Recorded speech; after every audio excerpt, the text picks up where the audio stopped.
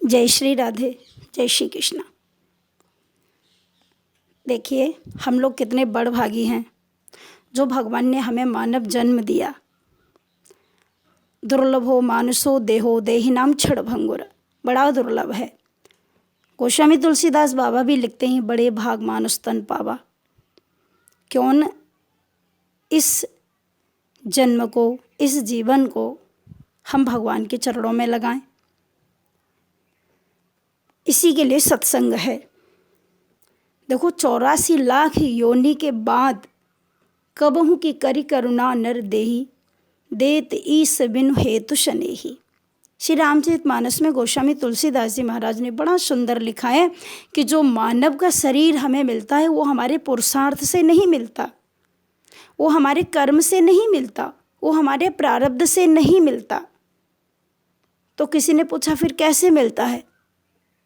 तो बाबा तुलसीदास जी कहते हैं कि हमारे आपके प्रारब्ध से मनुष्य शरीर नहीं मिलता। हमें स्वर्ग मिल सकता है, भोग मिल सकता है, धन संपत्ति मिल सकती है, परंतु मानव शरीर हमारे पुरुषार्थ से, प्रारब्ध से नहीं मिलता। मानव शरीर हमें मिलता है भगवान की कृपा से। और इसके लिए तुलसीदास बाबा ने स्पष्ट कर दिया, कबहू की करी करुणा नर देही, देत ईस विनु हेतु शनेही। जब कृपा करते हैं ठाकुर जी, कभी उनके हृदय में दया आ जाती है। वो अपने दीनहीन जनों को देखते हैं तो सोचते हैं एक बार इसको मौका दे दूं। और वास्तव में जीव जब गर्भ में आता है तो उसको बहुत परेशानी होती है, बहुत परेशानी। बाबा तुलसीदास जी लिखते हैं, जन्मत मर्त दुसह दुख होई।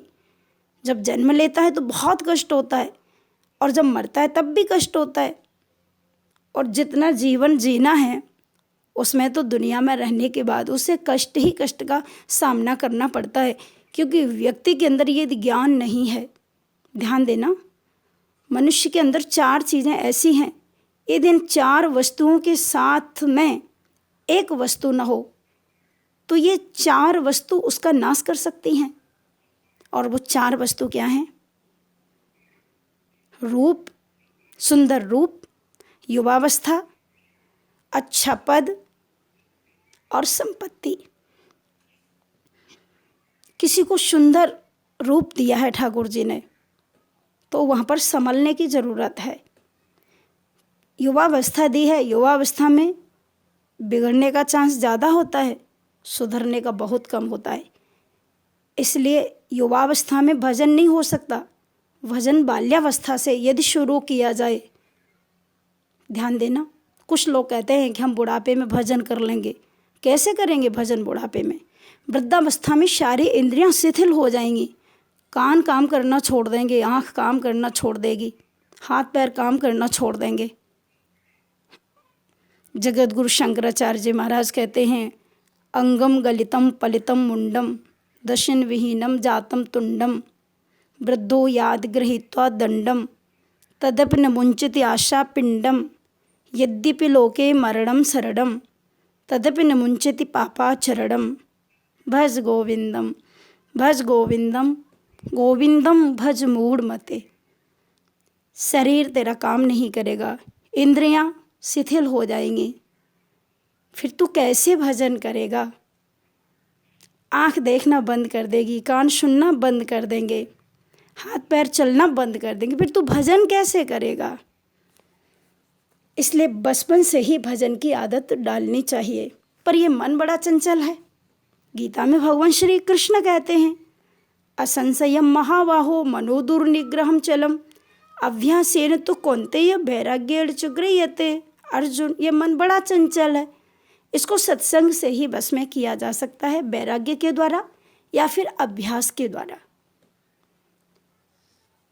तो इस मन को हमारे, यदि भगवान ने हमको 4 चीज़ें दी हैं, युवावस्था दी है और हमें सुंदरता दी है, अच्छी,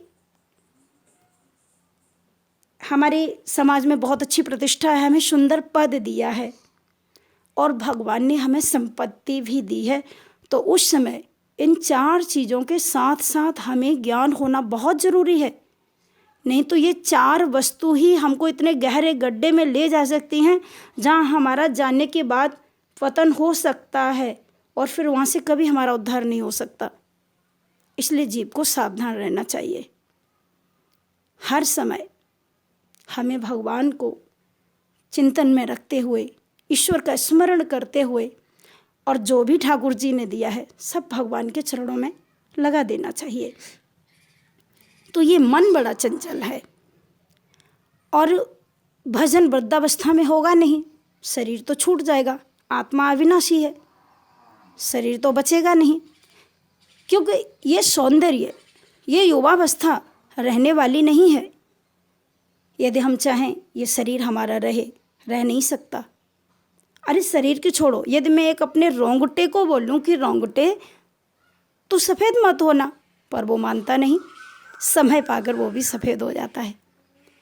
इसलिए हमें ध्यान रखना चाहिए, नश्वर है, सब कुछ जाना है, तो फिर क्यों न भगवान का चिंतन किया जाए। इस अवस्था का कुछ भी ठिकाना नहीं है, कब क्या हो जाए।